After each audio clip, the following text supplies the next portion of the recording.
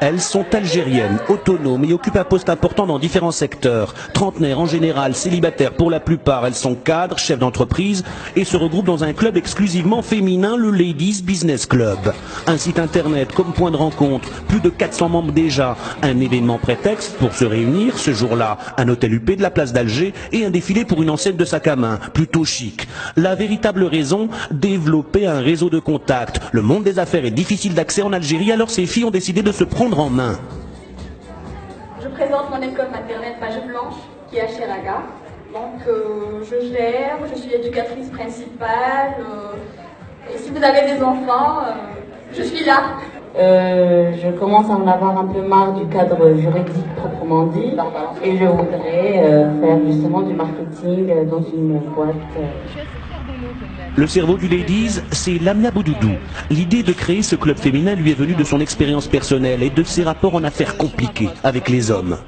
Je me suis retrouvée personnellement à essayer de traiter une affaire qui traînait en disant bon bah tu reviens pour prendre le café, on se voit pour dîner, je te rappelle, je t'envoie un petit SMS tard le soir. Alors que lorsque j'avais comme interface une femme, c'était ok, ton projet sympa, ça marche, on avance, c'est signé, on n'en parle plus. Ou alors bah non, désolé mademoiselle, on n'a pas le budget, on boucle.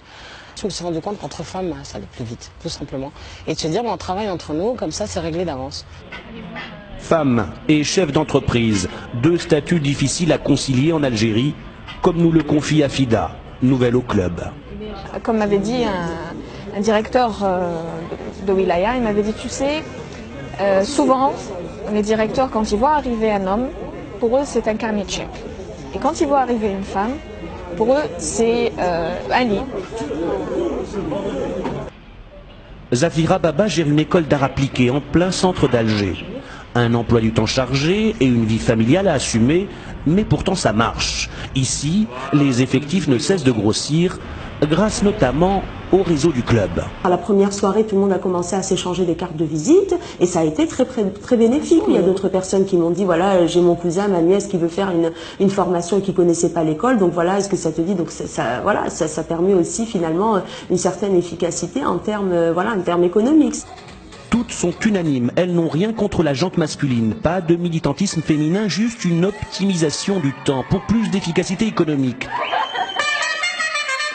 Et de détente aussi, dans un pays où ces espaces sont rares pour les filles.